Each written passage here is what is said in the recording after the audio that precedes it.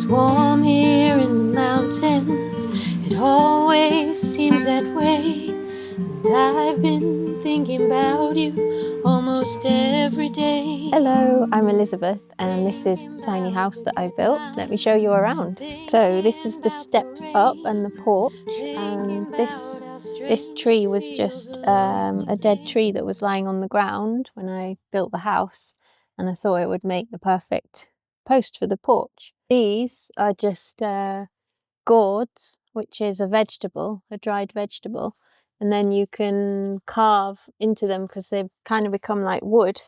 So I made the lampshades from vegetables. And this piece of metal I found by the bins, so it really was like just a mixture of everything that I found. The front door I made from scratch because I really wanted to have a stable style door. So you can open the top part and keep the bottom closed, or you can open the whole thing. The stained glass window was given to me by the man who gave me the old Mercedes van base, and he said, you know, try and incorporate this in your house. So I put it in the front door. Thinking about the rain, thinking about how strange it feels alone again. This is the kitchen area. So I wanted to have a really big window to make sure it was light here.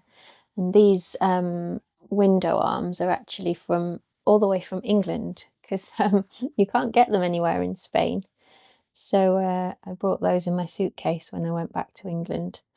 But everything else is pretty much repurposed or recycled, or the window I found by the bins. This unit with these two drawers was a desk, an old desk. And then I built the rest of it to fit that, really. These doors were from another cabinet. So I just sort of put it all together. The sink was a lady in a flat near the sea had this sink, and she wanted to have a more modern one.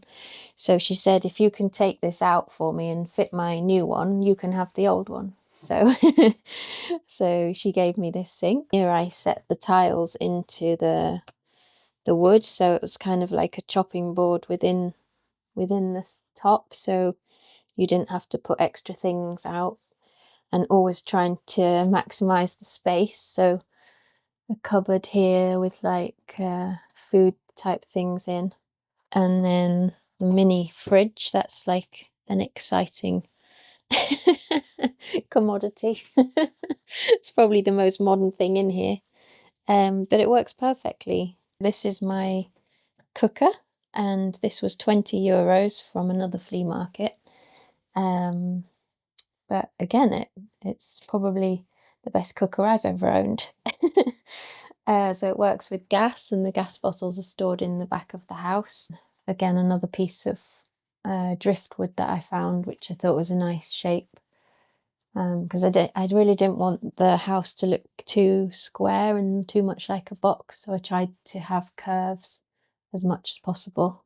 And this is the olive oil that I make from the olive trees outside the window.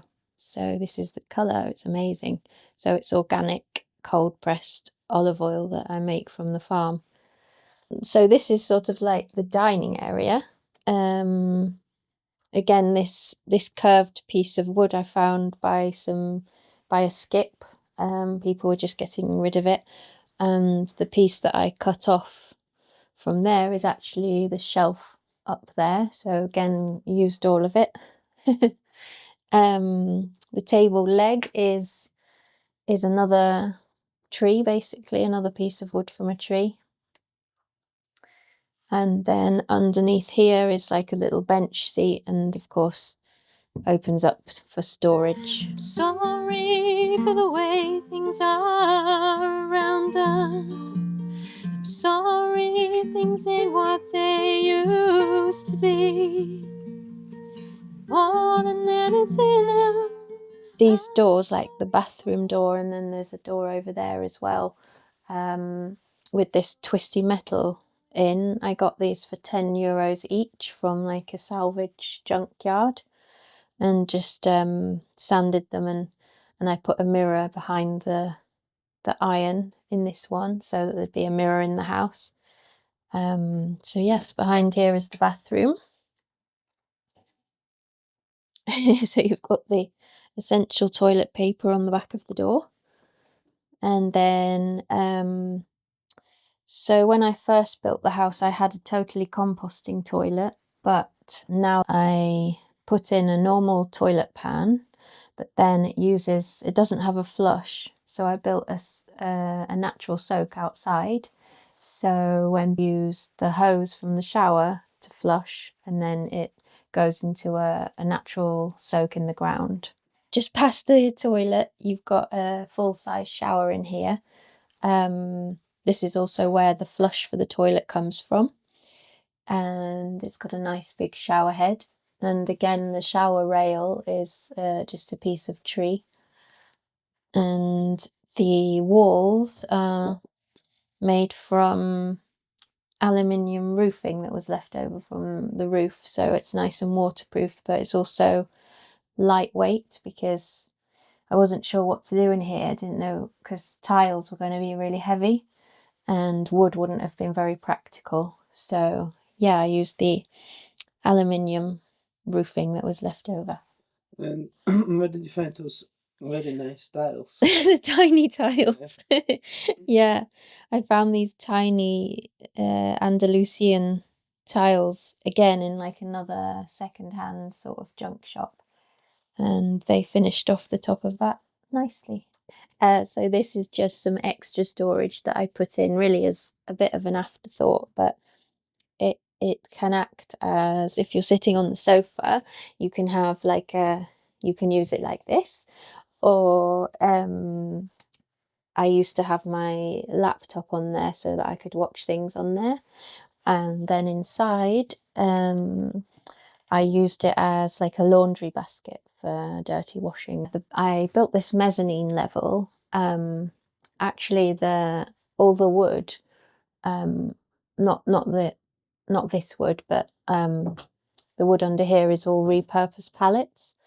So that was a big job, like prizing the pallet wood off the pallets, but it looks really nice, I think, so it was worth it. And then it was just strengthened with these really strong shelf brackets. But also the mezzanine goes right into the structure of the house, so it really adds a lot of strength to this end of the house, and the bathroom adds the strength to that end, so kind of works both ways. I used like the curly wrought iron. Again, that was another piece that I think that came from a friend who had it left over from a railing they were making. So yeah, I tried to tie in like the details of that with the curly shelf brackets, and then the doors with the wrought iron as well. And then the stairs are pretty narrow to keep as much space as possible in the main house. But I actually, when I was making these, I laid out the stud wood on the floor and tried to lay down on the floor and imagine if I could actually fit up them. And I can. So it's all good. So yeah, we go up here into the bedroom. This is the mezzanine bedroom, so it's got a nice double bed and a little shelving unit over there. Again, the light was another lamp that I found in the market, and this thing that I use as like a headboard was a €1 scarf, like a shawl. So I use that as like a headboard. The roof is probably my favourite part of the whole build. I really wanted it to feel light and airy and to have light coming in and not to feel like a sort of box at the top. So even though it was really difficult, I made the whole of the roof section on the ground, and then had to hire a crane to put it on the top. So this curved bit is metal, and these joints are all metal. And again, I used shelf brackets, twisted shelf brackets all the way along to attach it. and then these windows. So I made the wooden frame all the way down and then bought glass the size and then fitted the glass in myself by using beading, just pinning the beading in on both sides. And then there's 4 windows that open. I think I can show you. So these open up, so there's 2 on each side, and they have mosquito net. And they have, yeah, a mosquito net. Though we don't really get any mosquitoes here. But I got yesterday in Almeria. Oh, did you? Yeah, it's not so much in the, because there's no like big water here. But you So do get flies and things, yeah. And it's actually based on an old railway carriage. It's called a Mollycroft roof, and the idea is that when it's really hot, the heat rises up from the ground and up out the top, and that's how they built the old railway carriages, to make sure they didn't get too hot. And it really does work. It's amazing. Like if the windows are shut and you come in here in the summer, it's like really hot, and then as soon as you open them up, you can almost feel the air going past you and out. So it really works, and it's lovely because you can lie in bed and watch the stars, or you know, I can see the top of the olive trees from here, just blowing in the wind. So it kind of makes you feel really close to nature, which is always good. So up here, so in here is the bathroom, which didn't need to be, you know, right the full height. So again, I've got a sort of mizzy. So I've got a mini mezzanine level up there.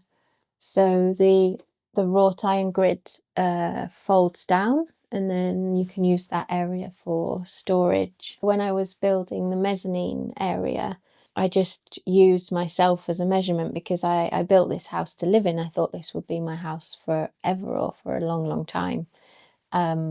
So I basically just made everything a good height for me.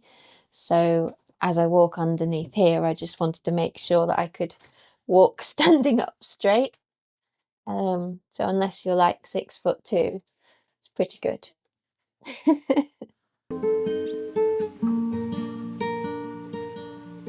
It's warm here in the mountains, it always seems that way. And I've been thinking about you almost every day.